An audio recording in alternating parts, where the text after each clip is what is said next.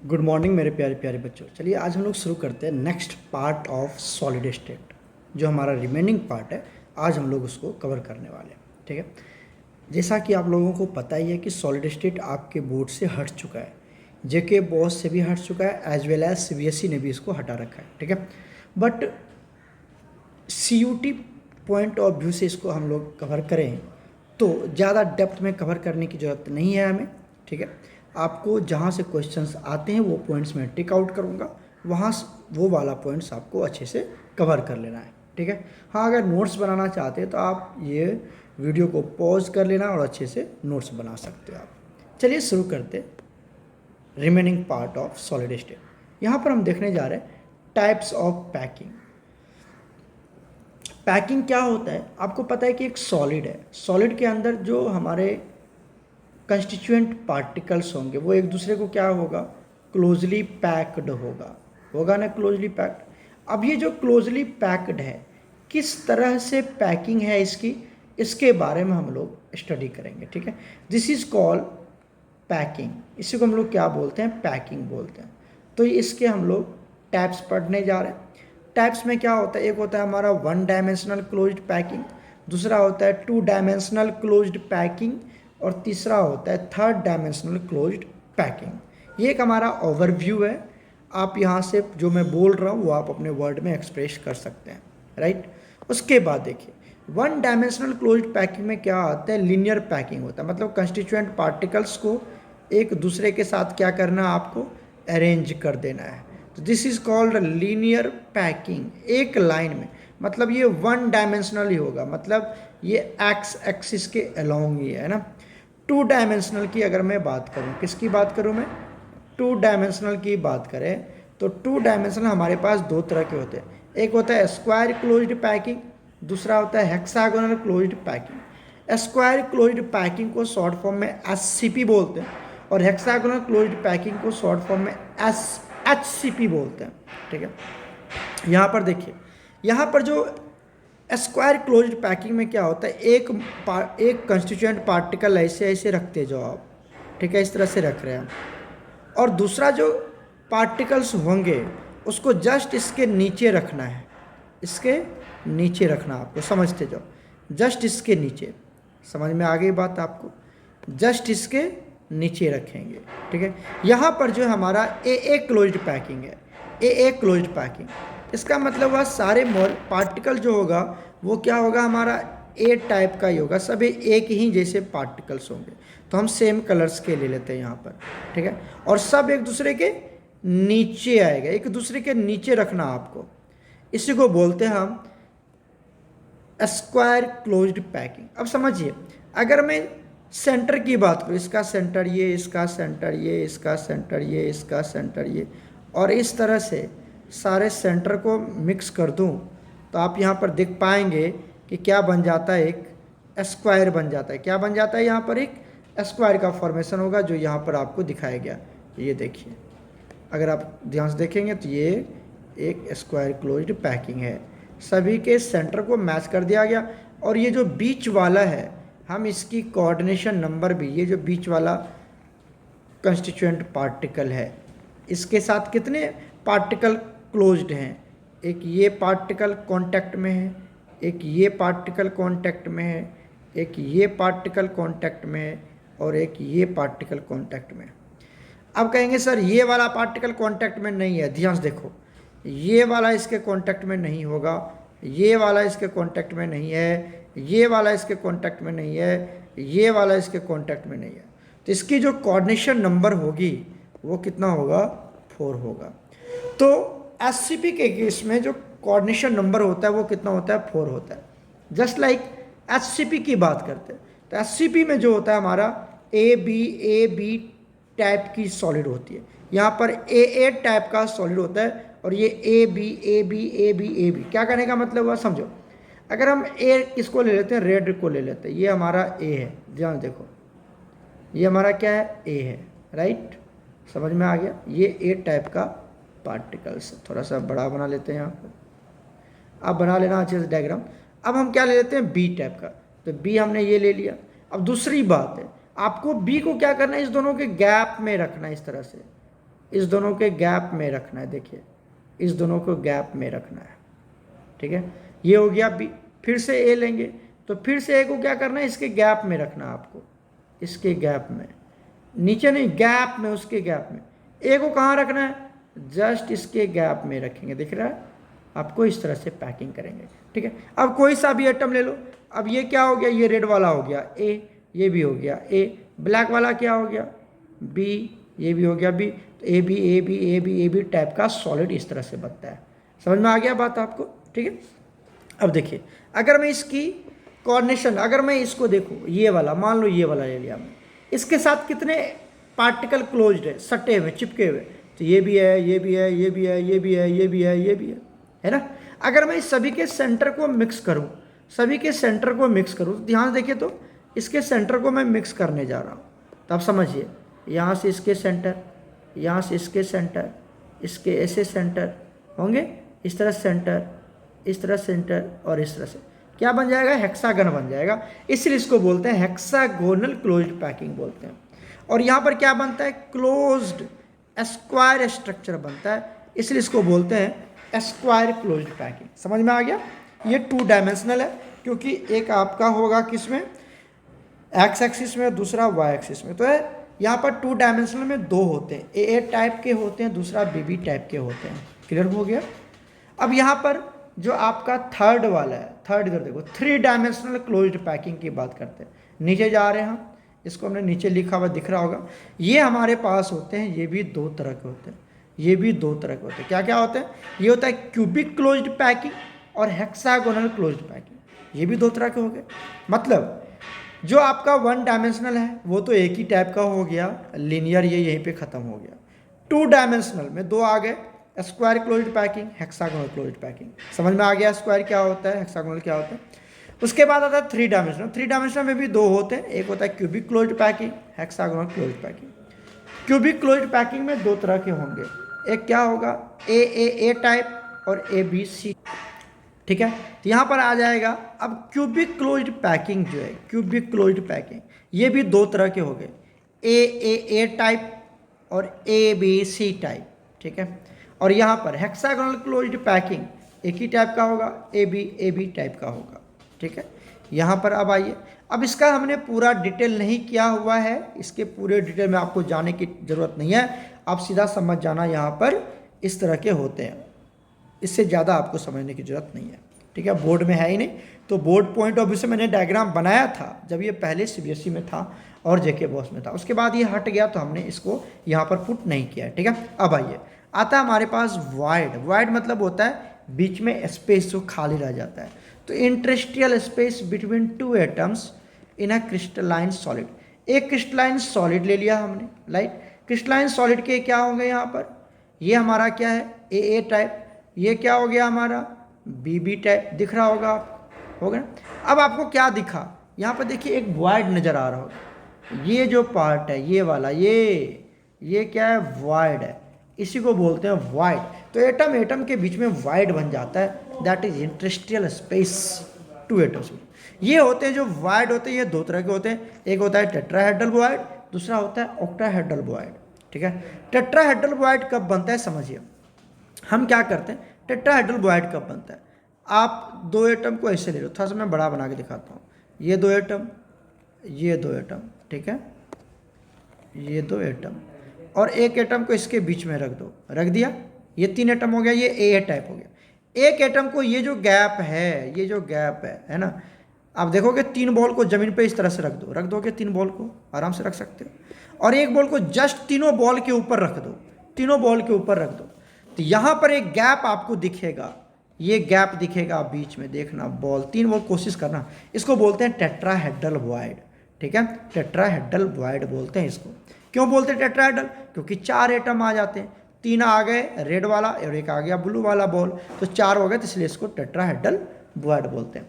Octahedral में क्या होता है समझिए, ऑक्टाहेड्रल में क्या बोलते हैं, ये एक बॉल, ये एक बॉल, ये एक बॉल और ये एक बॉल, 4 बॉल ऐसे रख दिया, एक बॉल को इसके ऊपर रख दो, ठीक है, और एक बॉल को इसके नीचे से रख दो, तो 6 हो गए, इसलिए इसको बोला जाता है ऑक्टाहेड्रल वॉइड बोला जाता है, ठीक है, समझ में आ गया कैसे बनाएंगे। उसके बाद आपको क्या समझना है कि नंबर ऑफ टेट्राहेड्रल बॉयड क्या होता है 2n, ठीक है, जितना एटम लेंगे उतने ही बॉयड बनेंगे। नंबर ऑफ ऑक्टाहेड्रल बॉयड क्या होगा n, जितना एटम उतना ही ऑक्टाहेड्रल बॉयड होगा, ठीक है। n क्या है, इफेक्टिव एटॉमिक नंबर, जिसको हम लोग जेड से डिनोट करते हैं। जेड आपको पिछले वीडियो लेक्चर में पढ़ाया हुआ है, जेड का एटॉमिक नंबर।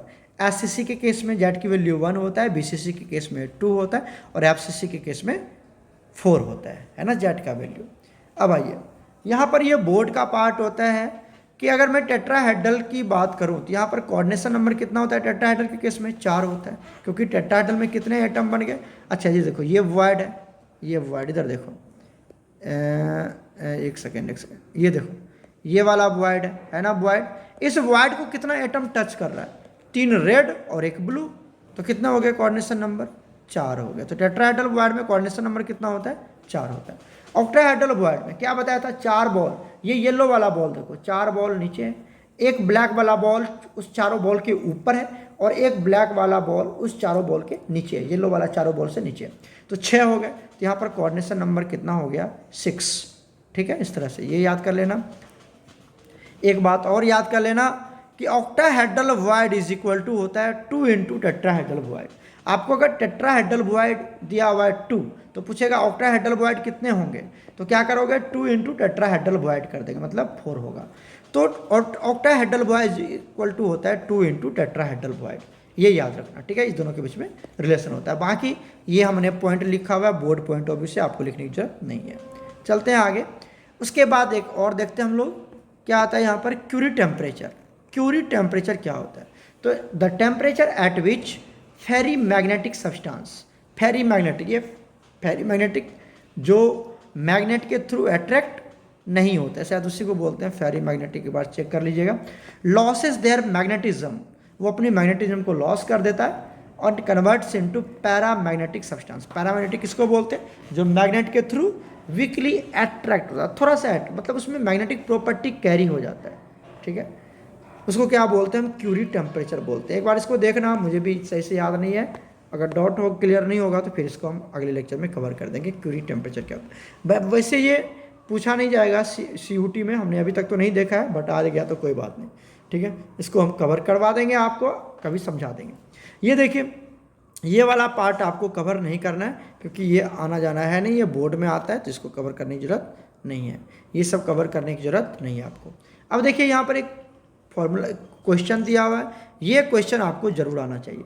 क्या दे रखा है, calculate the molecular formula of the compound, compound की मोलिकुलर फॉर्मूला निकालना है। विच एन एटम, जहाँ पर एक एटम जो है प्रेजेंट एट लैटिस कॉर्नर या लैटिस पॉइंट पर, एटम ए जो है वो कहाँ है लैटिस पॉइंट पे है, जबकि एटम बी जो है वो कहाँ है फेस सेंटर पे। तो as well as half of the octahedral void, कहता है बी जो है वो तो फेस सेंटर पे है ही, जो एटम बी है, मतलब एक एटम ए है और एक एटम बी है, तो एटम ए जो है वो लेटिस पॉइंट पे मतलब कॉर्नर पे है, लेटिस पॉइंट मतलब कॉर्नर, याद है ना आपको। और एटम बी जो है वो कहाँ है फेस सेंटर पे, और साथ साथ ऑक्टाहेड्रल वॉइड पे भी है। तो बताइए उस कंपाउंड की मोलिकुलर फॉर्मूला क्या होगा, समझिए यहाँ से। Contribution of atom A, atom A की बात करें तो कहाँ है लैटिस पॉइंट पे, लैटिस पॉइंट पे जो कंट्रीब्यूशन होता है वो कितना होता है कॉर्नर पे 1/8, और टोटल कितने कॉर्नर्स होते हैं 8, तो 8 इंटू 1/8 कितना 1 एटम आ गया। तो ए कितना आ गया, ये आ गया ए कितना है 1 है, राइट। अब आइए अब बात कर लेते हैं यहाँ से बी की। जो एटम बी है फेस सेंटर, फेस कितने, फेस पे जो एटम होगा वो कितना होता है हाफ होता है, और 6 फेस होते हैं, कहीं भी क्यूब में 6 फेस ही होते हैं, तो कितना हो गया 3 एटम। तो ये बी तो 3 हो ही गया यहाँ पर, ठीक है। तो ए भी 3 नहीं होगा, आप समझिए। और यहाँ पर टोटल एटम कितने हो गए, जेड, जेड मतलब 3 यहाँ पर आ गए, 1 यहाँ पर आ गया, टोटल हो गया 4 एटम। टोटल एटम कितने 4, एक तो कॉर्नर पर आ गया टोटल ए का हिस्सा, और बी वाला सभी फेस पे, तो 4 हो गए। अब जब एटम 4 हो तो क्या बताया था, जब एटम 4 हो तो number of atom is equal to number of octahedral void, अभी तो पढ़ाया था। तो जितने एटम होंगे उतना ही ऑक्टाहेड्रल वॉइड होगा। तो नंबर ऑफ एटम 4 है, जेड की वैल्यू 4, जितनी जेड उतनी ही ऑक्टाहेड्रल वॉइड। जेड के एससीसी के केस में जेड की वैल्यू 1, तो ऑक्टाहेड्रल वॉइड भी 1 होगा। बीसीसी के केस में जेड की वैल्यू 2, तो ऑक्टाहेड्रल वॉइड भी 2 होगा, याद है ना आपको। एफसीसी के केस में जेड इफेक्टिव एटॉमिक नंबर कितने होंगे 4, तो ऑक्टाहेड्रल बॉयड भी 4। तो जितना ऑक्टाहेड्रल बॉयड मतलब जितना जेड उतना एटम, और जितना एटम उतना ऑक्टाहेड्रल बॉयड, तो कितना हो गया ऑक्टाहेड्रल बॉयड 4 हो गया। लेकिन कहता है कि ऑक्टाहेड्रल बॉयड का कितना होगा, वो आधा होगा। तो आधा मतलब 4 का आधा करेंगे तो क्या होगा 2। तो बी कितना, बी तो फेस सेंटर पे है ही, साथ साथ ऑक्टाहेड्रल बॉयड पे भी है, उसका आधा है। तो 3 यहाँ है, 2 यहाँ, तो कितना हो गया 5। तो बी जो हो गया वो टोटल कितना हो गया 5 हो गया। तो ए तो 1 था और बी कितना हो गया 5। तो फॉर्मूला क्या बनेगा A1 B5 मतलब AB5। जो मॉलिक्यूल्स बनेंगे वो कितना होगा AB5 होगा। क्लियर हो गया यहाँ तक? एक बार कोशिश करना, इस तरह के क्वेश्चन आते हैं CUT में, ठीक है, हम डिस्कस भी करेंगे। तो आप इसको अच्छे से कवर करना, कोई दिक्कत होगी तो फिर हमें पूछना, कि समझ में नहीं आया तो पूछना जरूर, ठीक है।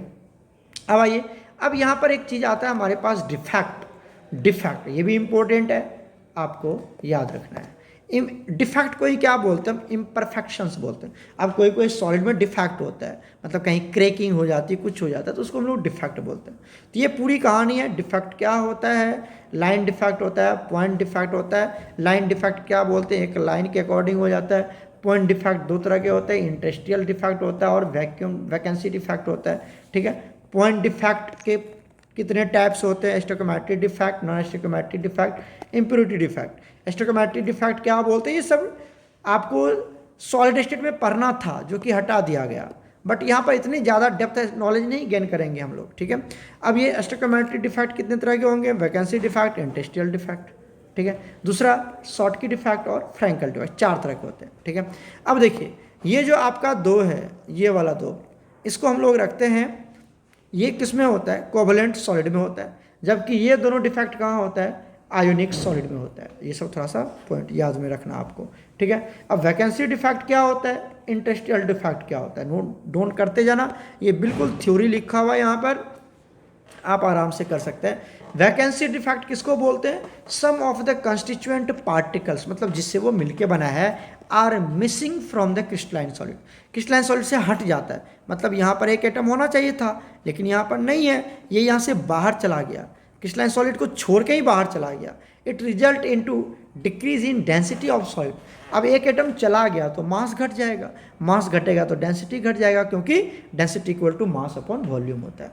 तो अगर एटम छोड़ के ही जा रहे हैं तो उसको हम क्या बोलते हैं, वैकेंसी डिफेक्ट बोलते हैं, अगर कोई कंस्टिट्यूएंट पार्टिकल क्रिस्टलाइन सॉलिड को छोड़ के ही बाहर चला जाए। जबकि यहाँ पर अगर इंडस्ट्रियल डिफेक्ट की बात करें तो सम ऑफ द एडिशनल और constituent particle are present in the industrial space.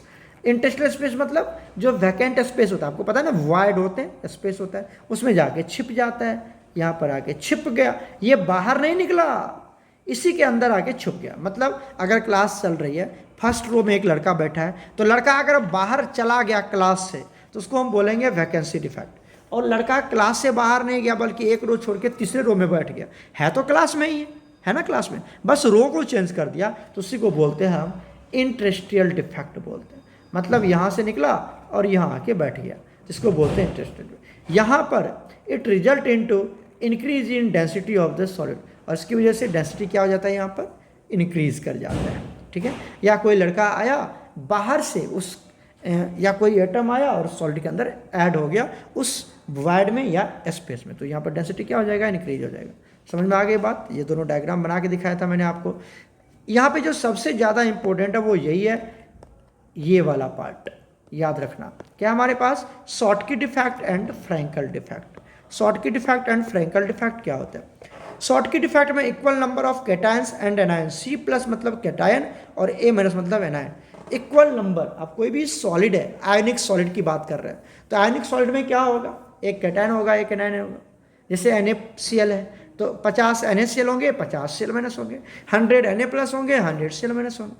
तो अगर 5 Na प्लस और 5 Cl माइनस मतलब इक्वल नंबर ऑफ कैटायन और एनायंस लैटिस को छोड़ के बाहर चला जाता है, तो उसको बोलते हैं शॉर्टकी डिफेक्ट, ठीक है। यहाँ पर क्या क्रिएट, जब बाहर चला गया तो क्या क्रिएट हो जाएगा, वैकेंसी क्रिएट हो जाता है, इसलिए इसको बोलते हैं वैकेंसी डिफेक्ट भी बोलते हैं। यहाँ पर जब बाहर चला गया तो डेंसिटी क्या हो जाएगा, डिक्रीज हो जाएगा, ठीक है।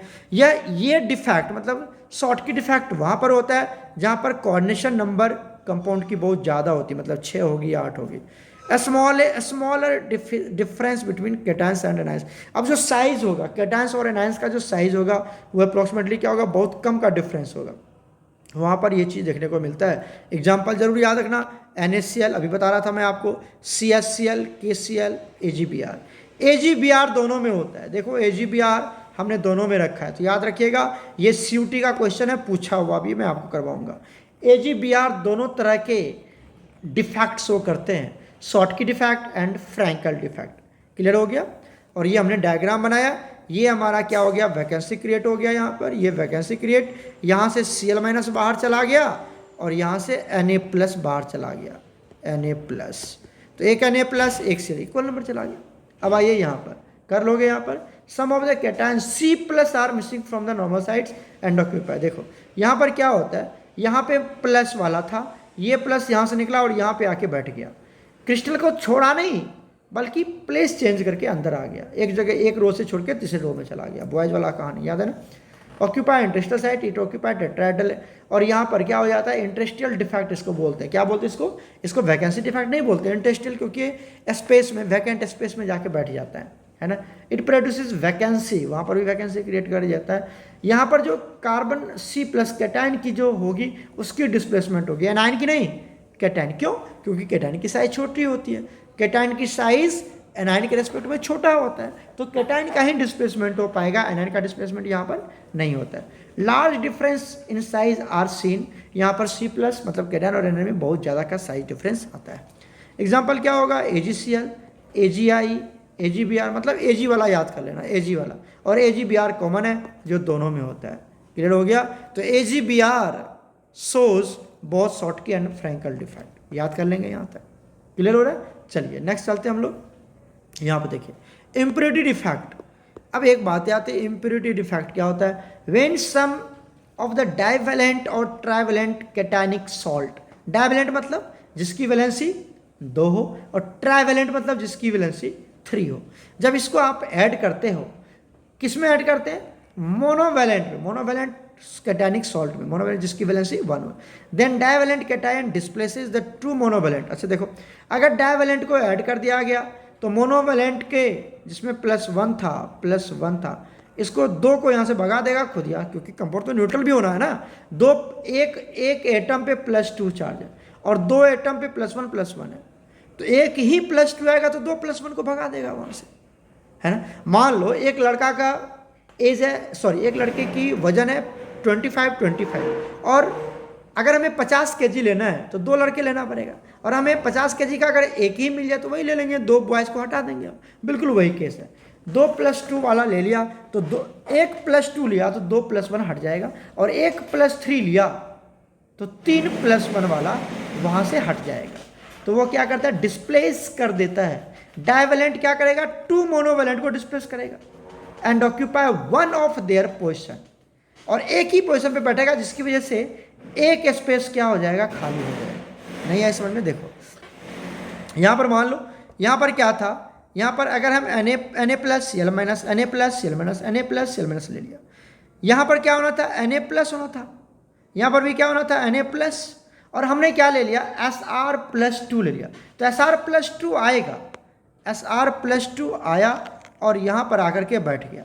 अब Na+ को, क्योंकि कंपाउंड तो न्यूट्रल होना है ना जी, जितना प्लस उतना ही माइनस, तो अब एक Sr+2 आया तो 2 Na+ को भगा देगा, तो एक जगह तो Sr+2 आके बैठ गया, लेकिन एक जगह तो खाली रह गया ना जहाँ से Na+ किया, जिसको बोलते हैं हम वैकेंसी डिफेक्ट। क्या बोलते हैं इसको, वैकेंसी क्रिएट हो जाता है। समझ में आया। तो Na+ में अगर आपने Sr+2 मिक्स कर दिया तो ये देखने को मिल जाएगा। AgCl में अगर Cd+Cl2 दिखा गया तो फिर भी ये क्या मिलेगा। तो ये जितने भी आप देख पा रहे हैं ये सब आपका है मोनोवैलेंट कैटायनिक सॉल्ट, और यहाँ पर ये इम्प्योरिटी कहलाएगा। डाइवेलेंट, ट्राइवेलेंट मतलब SrCl2 या CdCl2 जिसको आप ऐड कर रहे हो, ये दीज आर इम्प्योरिटीज, क्योंकि हम बाहर से मिक्स कर रहे हैं। समझ में आया, इसको इम्प्योरिटी के नाम से जाना जाता है। क्लियर हो गया। इन केस ऑफ डाइवेलेंट, अगर आप डाइवेलेंट करेंगे तो कितना वैलेंसी क्रिएट होगा, जितना आप डाइवेलेंट ऐड करोगे। मान लो Sr+2 को ऐड कर दिया गया, तो एक Sr तो एक पोजीशन जाके बैठ गया, एक ही वैकेंसी नहीं क्रिएट हुआ, तो एक आयन एक वैकेंसी क्रिएट। समझ में आया? समझ में आया? उसी तरह से अगर 2 SR प्लस आए तो 2 वैकेंसी क्रिएट हो जाएगा। अगर आप ट्राइवेलेंट की बात करते हैं तो कितना वैकेंसी क्रिएट होगा? 2 into number of atom added. अगर आप मान लो आप क्या ऐड कर रहे हो, क्रोमियम प्लस 3 ऐड कर रहे हो, तो एक तो चला, एक के जगह पर तो बैठ ही गया, वो Na प्लस जो हटा यहाँ बैठ गया, 2 प्लस के जगह पर ये वैकेंसी क्रिएट हो जाएगा। तो 2 इंटू 1 करेंगे ना, ये 1 ही था, और इसको कितना स्पेस खाली हो गया? 2, तो 2 इंटू 1 करेंगे तो 2 into number of atom added. Clear हो गया? इस तरह से आप याद कर सकते हैं कितना वैकेंट स्पेस क्रिएट हो जाएगा, आप कैलकुलेट कर पाएंगे। ठीक है, उसके बाद आता है हमारे पास मेटल एक्सेस डिफेक्ट, ये नॉन स्टोइकोमेट्रिक डिफेक्ट है, और एक होता है मेटल डिफिशियंसी डिफेक्ट। ठीक है, ये क्यों होता है? Due to vacancy of anion, anion vacancy create कर लेता है, और यहाँ पर due to presence of extra cation, यहाँ पर एक्स्ट्रा कैटायन ही प्रेजेंस हो जाता है। अब due to vacancy of anion, अगर देखो एनायन की वैकेंसी होती है, मान लो हमने क्या किया, एक Na जो सॉलिड है उसको हीट कर रहा है, तो क्या करेगा? Na प्लस में कन्वर्ट हो जाएगा, एक इलेक्ट्रॉन लॉस करेगा। ठीक है, अब एक क्रिस्टलाइन सॉलिड है, ये क्रिस्टलाइन सॉलिड है, क्या है? NaCl, ये क्या है? NaCl है, क्रिस्टलाइन सॉलिड, और इसको सोडियम के वेपर में हीट कर रहे हैं। जब इसको हीट करोगे तो सोडियम तो हीट करके क्या देगा? Na प्लस, सोडियम क्या दे देगा? Na प्लस दे देगा, है ना, और एक इलेक्ट्रॉन को लॉस कर दिया। अब इस प्लस को क्या चाहिए? इलेक्ट्रॉन चाहिए, तो यहाँ से जो Cl माइनस था वो Cl माइनस जंप करके किसके पास जाएगा? Na प्लस के पास, और यहाँ जो स्पेस खाली हो गया Cl माइनस की जगह पर, वहाँ पर कौन आ जाएगा? वहाँ पर आ जाएगा ये इलेक्ट्रॉन जो है उस Cl माइनस की जगह पर आके फिल हो जाएगा। तो इसीलिए इसको यहाँ पर क्या बोलते हैं? एनायनिक डिफिशियंसी बोलते हैं, मतलब वैकेंसी ऑफ एनायन की वजह से ये क्रिएट हो गया। क्यों? क्योंकि यहाँ पर एनायन ऊपर चला गया। समझ में आया जी? नहीं है समझ में? फिर से देखो, यहाँ पर हमने एक NaCl का ये ले लिया क्रिस्टल NaCl, यहाँ पर क्या है? प्लस, यहाँ पर क्या है? माइनस, यहाँ पर क्या है? प्लस। ठीक है, यहाँ पर क्या है? माइनस, यहाँ पर क्या है? प्लस, यहाँ पर क्या है? माइनस। ठीक है, जब आप इसको हीट कर रहे हैं, क्या कर रहे हैं? इसको हीट कर रहे हैं, किसके प्रेजेंस में? सोडियम, इधर देख लो, सोडियम के प्रेजेंस में, सोडियम का एटमॉस्फेयर लेते हैं, सब लिखा हुआ है, देख लेना। अब जब सोडियम का ये भी तो हीट हो जाएगा ना, तो ये क्या बना लेगा? Na प्लस, और साथ में एक इलेक्ट्रॉन रिलीज कर देगा। जैसे ये Na प्लस बना, इसको का ये माइनस चाहिए ना, तो ये माइनस उठ के इसके पास चला जाता है। जब इसके पास जाएगा तो यहाँ पर वैकेंसी क्रिएट हो जाएगा होगा, और इस वैकेंसी को कौन फुलफिल करने आ जाएगा? ये इलेक्ट्रॉन कहेगा अब मैं जो अकेला घूम रहा हूँ मैं यहीं जाके बैठ जाता हूँ। तो यहाँ पर वैकेंसी क्रिएट हो गया। क्यों? क्योंकि Na को किसने लेके चला गया? माइनस, मतलब Cl माइनस होगा, यहाँ पर वो चला गया, तो एनायन की वजह से यहाँ पर वैकेंसी क्रिएट हुआ। समझ में आया? अब यहाँ पर एक बात आती है एफ सेंटर, जो वही समझा रहा था मैं, एफ सेंटर। इसको एफ सेंटर क्या होता है? Anionic vacancy occupy bye electron is called F centre. वही एनायनिक वैकेंसी क्रिएट हुआ जो ऊपर समझा रहे थे, और वो किसके थ्रू फिलफिल हो गया? इलेक्ट्रॉन की वजह। वो इलेक्ट्रॉन किसने दिया था? सोडियम ने दिया था, ऊपर वाला सोडियम देता इलेक्ट्रॉन, याद है ना? फुलफिल हो गया due to presence of unpaired electron. अब क्या हो गया? यहाँ पर इस क्रिस्टल के अंदर एक इलेक्ट्रॉन आ चुका है, अरे आया ना, इसके अंदर क्या आ गया? एक इलेक्ट्रॉन आ गया। इस इलेक्ट्रॉन की वजह से अनपेयर्ड इलेक्ट्रॉन है, अनपेयर्ड इलेक्ट्रॉन, जहाँ पर अनपेयर्ड इलेक्ट्रॉन होंगे वहाँ पर वो कंपाउंड क्या होता है? कलर्ड शो करता है। डी ब्लॉक में पढ़ाया मैंने आपको। In F centre compound becomes paramagnetic. अब पैरामैग्नेटिक मतलब वो क्या हो जाएगा? अब अनपेयर्ड इलेक्ट्रॉन है, अनपेयर्ड इलेक्ट्रॉन की वजह से मैग्नेट उसको अट्रैक्ट कर लेता है, तो पैरामैग्नेटिक। और अगर पेयर्ड इलेक्ट्रॉन होंगे तो वो डायमैग्नेटिक। याद है ना आपको? डायमैग्नेटिक किसको बोलते हैं? अगर कंपाउंड के पास पेयर्ड इलेक्ट्रॉन है तो डायमैग्नेटिक, और अनपेयर्ड इलेक्ट्रॉन है तो पैरामैग्नेटिक। और पैरामैग्नेटिक मतलब वो मैग्नेट के थ्रू अट्रैक्ट होगा, डायमैग्नेटिक मतलब वो मैग्नेट के थ्रू अट्रैक्ट नहीं होगा। और अगर अनपेयर्ड इलेक्ट्रॉन है तो वो कलर्ड कंपाउंड होगा। तो समझिए, अगर LiCl ले लेते हैं, NaCl नहीं लेते हैं, LiCl लेते हैं, तो कैसा होगा? वो पिंक कलर हो जाएगा। और अगर आपने NaCl कंपाउंड लिया है तो क्या हो जाएगा? येलो कलर वहाँ पे देखने को मिलेगा। और अगर आपने KCl ले लिया, क्या ले लिया? KCl, तो वहाँ पर वायलेट कलर देखने को मिलेगा। This is due to F centre, क्योंकि इलेक्ट्रॉन की ट्रांजिशन हो रही है। इलेक्ट्रॉन ऊपर था, अब वो नीचे आ रहा है बैठने के लिए, तो इलेक्ट्रॉन की ट्रांजिशन हो रही है, इसलिए वहाँ पर कलर शो हो जाएगा। अगर NaCl का कंपाउंड लेंगे, ये NaCl लिया था, तो कैसा हो जाएगा? यहाँ पर बताओ, NaCl के केस में येलो हो जाएगा। ठीक है, अगर KCl ले लो, LiCl ले लो, कुछ भी, तो अलग अलग कलर शो करेगा। ठीक है, दूसरा होता है हमारे पास due to presence of extra cation. अगर कैटायन एक्स्ट्रा आ जाए, ठीक है, जैसे आपने ZnO लिया, ये क्या होता है, कलर लो, इसको हिट कर दो, Zn+2, यहाँ पर ऑक्सीजन गैस प्रोड्यूस हो जाता है। अब ZnO को अगर आप हिट करोगे तो ये O2- भी देगा, और O2-, यही जो O2- है, दिखा दिया आपको, यही जो O2- है, ये वाला O2, तो ये किस में, नेसेंट ऑक्सीजन में कवर हो जाएगा और 2 इलेक्ट्रॉन को लॉस कर देगा। तो यहाँ पर Zn+2 जो है बच्चा, Zn+2, ये जो Zn+2 था, कौन सा, ये वाला, ये जो Zn+2 moves in the interstitial site and electron to another interstitial site. ये Zn+2 क्योंकि ये कैटायन है ना, कैटायन, तो ZnO जो सॉलिड होगा वो ZnO+2 दूसरे साइड में चला जाएगा, और ये जो इलेक्ट्रॉन है दूसरे इंटरेस्टियल साइड, इंटरेस्टियल साइड मतलब वैकेंट स्पेस में जाके छुप जाएगा। अरे ये एक सॉलिड है ना, किसका सॉलिड है, ZnO का सॉलिड है। इसको आप हिट करोगे तो यहाँ पर Zn+2 बनेगा, ये कहीं आगे छुप गया, इलेक्ट्रॉन जो रिलीज हुआ कहीं हो इसी क्रिस्टल के अंदर हो रहा है, जिसको हम लोग क्या बोलते हैं, एक्स्ट्रा कैटायन बोलते हैं इसको, क्योंकि Zn+2 एक्स्ट्रा बन गया यहाँ पर, तो एक्स्ट्रा कैटायन वैकेंसी बोलते हैं। इतना ज़्यादा इंपॉर्टेंट नहीं है, ज़्यादा इंपॉर्टेंट था F सेंटर, और यहाँ पर कलर ये वाला इंपॉर्टेंट है, याद रखिएगा। ठीक है बच्चा, चलिए आगे चलते हैं। यहाँ पर metal deficiency defect, metal deficiency defect, video थोड़ा लेंदी हो रहा है, लंबा हो रहा है, तो आप इसको पढ़ लेना। यहाँ पर क्या कहता है, ये हमने एक एग्जाम्पल लेके समझाया है कि Fe3O4 है। यहाँ पर क्वेश्चन में आपको दिया रहेगा कि FeO जो है वो 90% होता है, Fe2O3 जो है वो 5-10% है, और ये कंपाउंड दिया हुआ है। न्यूट्रल कंपाउंड जो होगा वो इस तरह से, कैसे हम सॉल्व करेंगे, तो यहाँ पर एक क्वेश्चन लिया हुआ है, आप इस क्वेश्चन को बनाना, आप देखना समझ में आता है कि नहीं आता है। Calculate the number of Fe+2 और Fe+3, ये दोनों आयंस कैलकुलेट करना है। Also calculate the fraction of Fe+2 Fe+3, कितना परसेंट है, जबकि एक कंपाउंड इतना आपको दिया हुआ है। ठीक है, अगर आप देखना इसको नहीं बनेगा तो मैं आपको बना के समझाऊंगा।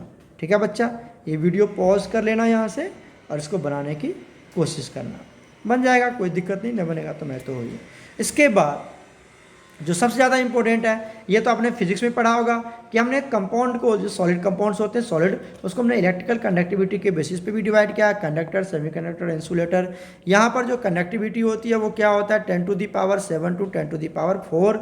यहाँ पर जो कंडक्टिविटी होती है सेमीकंडक्टर केस में 10⁴ to 10⁻⁶ पर ओम पर मीटर होता है, और यहाँ पर जो होता है 10⁻10 to 10⁻20 होता है। ठीक है, याद कर लीजिएगा। यहाँ पर कोई एनर्जी गैप नहीं होता है, यहाँ पर बहुत छोटा सा एनर्जी गैप होता है, यहाँ पर वेरी हाई एनर्जी गैप होता है। ठीक है, एनर्जी गैप नहीं होगा किसके बीच में, तो कंडक्शन बैंड एंड, ये CV मतलब conduction band and valence band के बीच में कोई एनर्जी गैप नहीं होता, तो आराम से इलेक्ट्रॉन इधर उधर जा सकता है, तो इसको हम बोलते हैं कंडक्टर। यहाँ पर थोड़ा सा एनर्जी गैप होता है, थोड़ा सा जाने में दिक्कत होता है, इसलिए थोड़ा सा यहाँ पर सेमीकंडक्टर, और यहाँ पे इतनी दूर होती है कि इलेक्ट्रॉन जंप करके जा ही नहीं पाता है, कनेक्टिविटी तो जीरो हो जाता है, इसको बोलते हैं इंसुलेटर। क्लियर हो गया। यहाँ पर देखो वैलेंस बैंड में क्या होता है, इलेक्ट्रॉन होता है। अब ये इलेक्ट्रॉन को जंप करके किस में जाना है, कंडक्शन बैंड में, और इतनी ज़्यादा एनर्जी का गैप है, वो जंप करके जा ही नहीं पाता है, तो इंसुलेटर बन जाता है। क्लियर हो गया, तो ये सब याद रखिएगा। यहाँ पर ये हमने डायग्राम के थ्रू समझाया कि यहाँ पर कंडक्शन बैंड ये हो गया है ना, ये सब कंडक्शन बैंड, और ये क्या हो गया, वैलेंस बैंड, या ऐसे देख लो, एक सेकेंड, ये आपका कंडक्शन बैंड है ना, और ये हो गया आपका वैलेंस बैंड, और ये एनर्जी गैप, ये एनर्जी गैप देखो, फॉरबिडन गैप भी बोलते हैं या एनर्जी गैप भी बोलते हैं। ठीक है, इस तरह से आप देख लेना। ठीक है, यहाँ पर कंडक्टिविटी मस्ट भी कंडक्शन, ये बोलता है कि इलेक्ट्रॉन होनी चाहिए, ये सब तो कहानी है, आप इसको देख करके मैं थोड़ा सा वीडियो रोक देता हूँ, आप नोट्स बनाने का होगा तो बना लें, वीडियो थोड़ा लेंदी हो रहा है इसलिए मुझे आज अभी कंप्लीट करना है इसको। उसके बाद types of semiconductor, intrinsic semiconductor, extrinsic, आपने फिजिक्स में पढ़ाई होगा ये सब, आप फिजिक्स से भी यहाँ पर कॉपी कर सकते हैं, इसमें हम ज़्यादा डिटेल नहीं करेंगे। अब जो आपका एक्सट्रेंसिक सेमीकंडक्टर होता है, ये दो टाइप के होते हैं, एक P टाइप का और एक N टाइप का। इंट्रिंसिक को क्या बोलते हैं, बिल्कुल प्योर होता है ये हमारा, जिस तरह से आप देख सकते हैं ये सब हमने बनाया हुआ है यहाँ पर। ठीक है, एक्सट्रेंसिक सेमीकंडक्टर जो होते हैं P टाइप और N टाइप में क्या डिफरेंस है वो यहाँ पर बताया गया है, आप आराम से वीडियो पॉज करके लिख सकते हो। ठीक है, आराम से वीडियो पॉज करके बना सकते हो, कोई दिक्कत होगी तो आप हमें पूछ लेना, हम इसको डिस्कस करेंगे। ठीक है, यहाँ पे देखिए P टाइप N टाइप सब डिटेल हमने बताया हुआ है। थोड़ा सा ये देख लेना, 12-16 कंपाउंड किसको बोलेंगे, 13-15 कंपाउंड्स किसको बोलेंगे, उसके एग्जाम्पल क्या होंगे, ठीक है, ये सब। अब आता है मैग्नेटिक प्रॉपर्टी। यहाँ से कंपाउंड, यहाँ पे क्वेश्चन भी आता है। मैग्नेटिक प्रॉपर्टी मतलब एक होगा पैरामैग्नेटिक, एक होगा डायमैग्नेटिक। एक होगा पैरामैग्नेटिक, एक होगा डायमैग्नेटिक। पैरामैग्नेटिक के पास क्या होगा, अनपेयर्ड, अभी तो बता रहा था मैं। और डायमैग्नेटिक के पास क्या होगा, पेयर्ड। मैग्नेटिक मोमेंट को क्या बोलते हैं, म्यू से नोट करते हैं। किससे निकालते हैं, under root n into n plus 2 Bohr magneton. n क्या है, नंबर ऑफ अनपेयर्ड इलेक्ट्रॉन। ये हमने कम्प्लेक्स कंपाउंड में भी आपको पढ़ाया हुआ था, ठीक है। यहाँ पर मैग्नेटिक सब्सटेंस जो होते हैं, मैग्नेटिक सब्सटेंस के बेसिस पे सॉलिड को डिवाइड किया गया। तो paramagnetic, diamagnetic, ferromagnetic, anti ferromagnetic और फेरी मैग्नेटिक, ये 5 तरह के कंपाउंड्स सॉलिड होते हैं। ये पैरामैग्नेटिक क्या होता है, ये सब एग्जांपल आप याद कर लीजिएगा। डायमैग्नेटिक सब्सटेंस क्या होता है, ये सॉलिड फॉर्म में, ये याद कर लेना। फेरोमैग्नेटिक क्या होता है, स्ट्रांगली अट्रैक्टेड बाय मैग्नेट, उसको फेरो बोलते हैं, ठीक है। ये हो गया यहाँ पर। और यहाँ पर जो फेरोमैग्नेटिक एक क्वेश्चन आया था CUT में, जो डायपोल की जो अलाइनमेंट होगी वो बिल्कुल सब एक ही डायरेक्शन में होगा, तो इसको बोलते हैं हम फेरोमैग्नेटिक। उसके बाद क्या आता है हमारे पास, इसका एग्जाम्पल आयरन, कोबाल्ट, निकल, ये सब याद कर लेना। एंटी फेरोमैग्नेटिक, यहाँ पर क्या होगा, डोमेन का स्ट्रक्चर एक ऊपर एक नीचे, एक ऊपर एक नीचे, एक ऊपर, ठीक है, और एक नीचे, दोनों कट के कैंसिल होके जीरो, एंटी फेरो। तो यहाँ पर equal number of domains oppositely oriented होते हैं, ये सब याद रखिएगा। एग्जाम्पल क्या हो गया, MnO, मैग्नीज ऑक्साइड, याद रखना। उसके बाद आता है फेरी मैग्नेट, ये CUT का क्वेश्चन है, आया हुआ है, बताऊंगा मैं तुम्हें। फेरी मैग्नेटिक क्या होता है, unequal number of magnetic moments are aligned, यहाँ पर कोई फिक्स नहीं है, एक ऊपर जा रहा है, एक ऊपर जा रहा है, एक नीचे आ गया, फिर 2 ऊपर चला गया, या 3 ऊपर चला गया, फिर एक नीचे, फिर मतलब अनइक्वल नंबर, देख लो, ये इस तरह का अलाइनमेंट होता है। यही सेम टू अलाइनमेंट के क्वेश्चन CUT में आए हुए हैं, 2022 में मैं दिखाऊंगा आपको, ठीक है। यहाँ पर ये याद रखिएगा। इसका एग्जाम्पल ये हो गया, Fe3O4 हो गया, ये 1-2 एग्जाम्पल आप याद रखिएगा। क्यूरी टेम्परेचर यहाँ पे भी डिसाइड किया गया, the temperature at which ferrimagnetic substance loss their magnetic converter into paramagnetic substance. अब फेरी मैग्नेटिक क्या होता है, आपको पता चल गया अभी।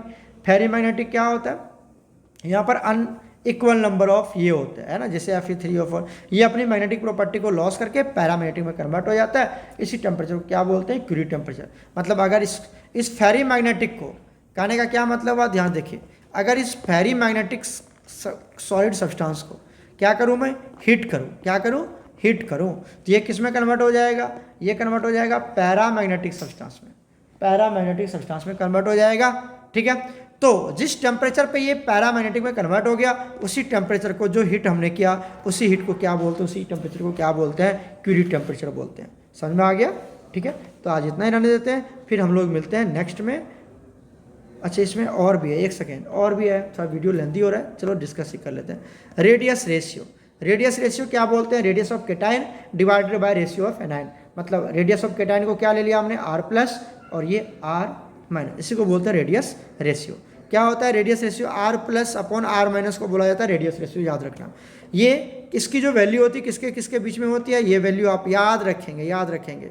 0.15 टू 0.225 होता है, ठीक है। उसके बाद ये क्या होता है, 0.2252 टू 0.414 होता है, 0.4142 टू 0.732 होता है, 0.732 टू कितना होगा, 1 होगा। ये 4 होते हैं R+/R-, मतलब रेडियस रेशियो की वैल्यू। अब याद क्या करना है आपको, कि अगर 0.1 से 0.2 के बीच में है तो कोऑर्डिनेशन नंबर कितनी होगी, 3। अगर इसके बीच में तो कोऑर्डिनेशन नंबर 4, और अगर इसके बीच में तो कोऑर्डिनेशन नंबर 6, इसके बीच में तो कोऑर्डिनेशन नंबर 8।